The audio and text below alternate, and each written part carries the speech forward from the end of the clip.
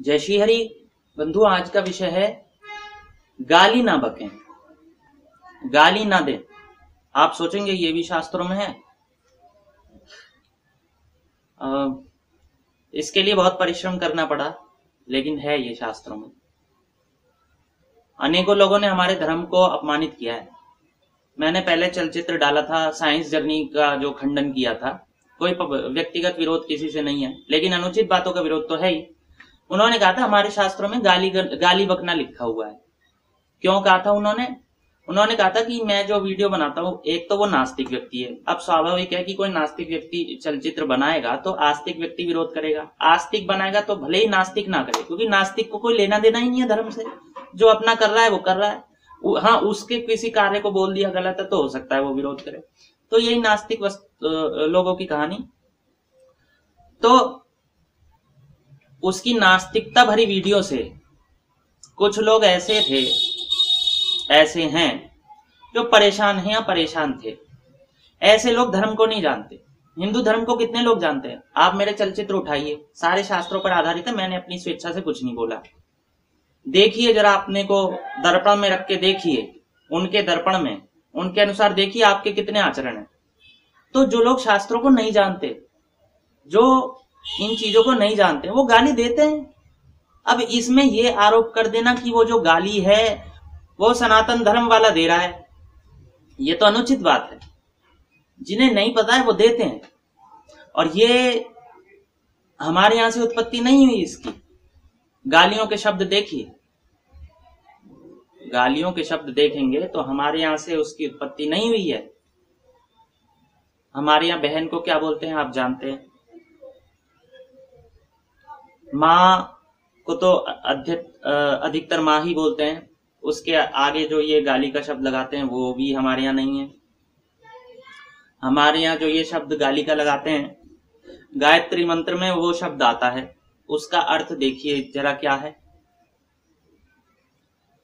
तो ये हमारे यहाँ ये परंपरा नहीं है। जिनके यहाँ है वो भले ही आक्षेप करते हो, और स्वाभाविक है, या तो नास्तिकों के यहाँ होगी या विधर्मियों के यहाँ होंगी।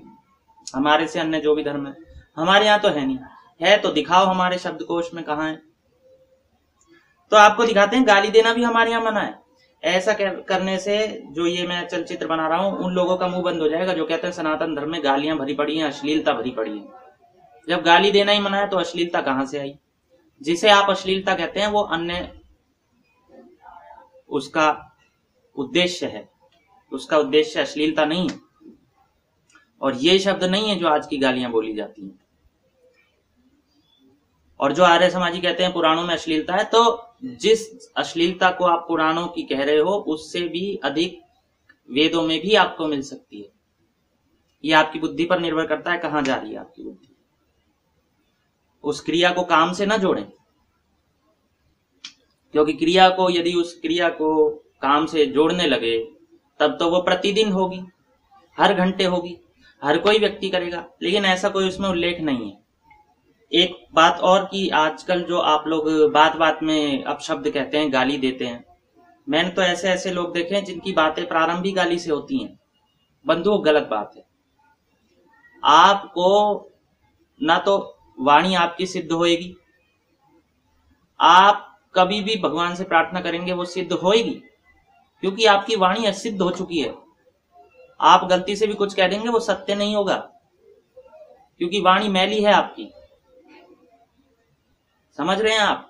भगवान से प्रार्थना करेंगे, आपकी प्रार्थना स्वीकार्य नहीं होगी, आपको भगवान के लोक में जगह नहीं मिलेगी। सोचिए जरा, कोई व्यक्ति गाली देता है और भगवान के लोक में जाए और वहां गाली बके, और भाई तेरी टी, ऐसे बोला जाता है देवलोक में? नहीं। तो बंधुओं, गालियों से दूर रहिए। भले ही हाथापाई कर लीजिए, हमारे गुरुजी कहते हैं हाथापाई कर लो, गाली से दूर रहो, क्योंकि वाणी अपवित्र होती है।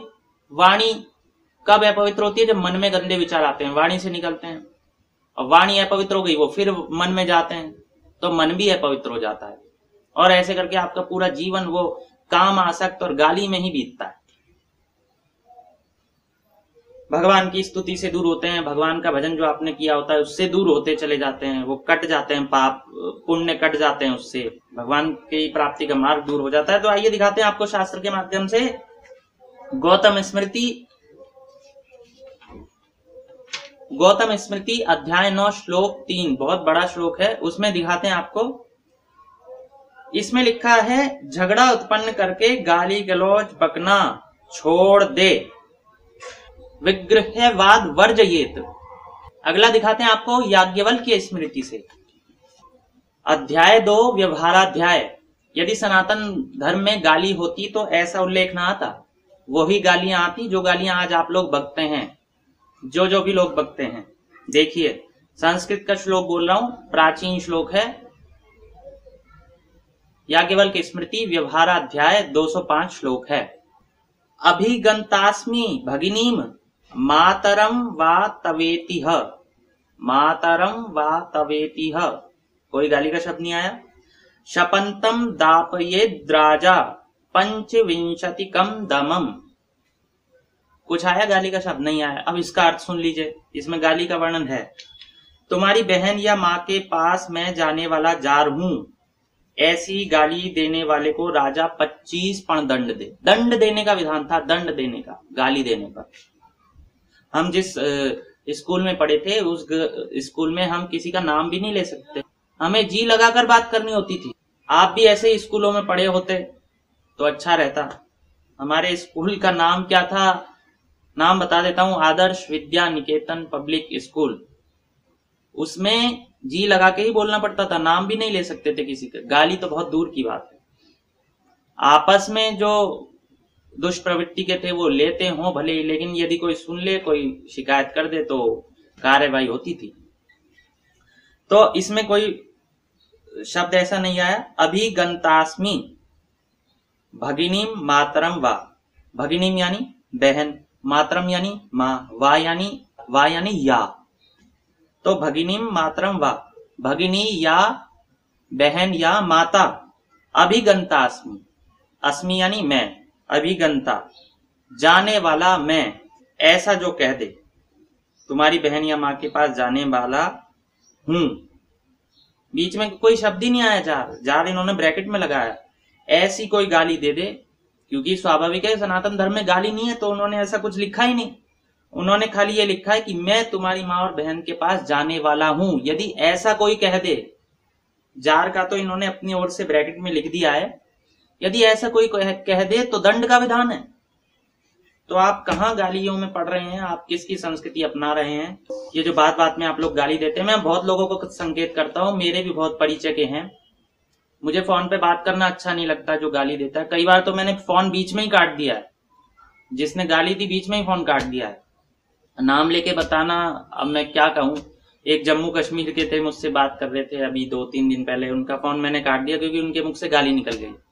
एक चांदनी चौक में रहते हैं मेरे परिचित, उसका फोन मैंने काट दिया था कुछ महीने पहले क्योंकि उसके मुंह से गाली निकल गई। फेसबुक पर कोई गाली देते मैं उसे जोड़ता नहीं हूं। तो ऐसी अनेकों बातें हैं, कोई गाली दे दे तो मेरा मन नहीं करता उसकी बात का उत्तर देने का।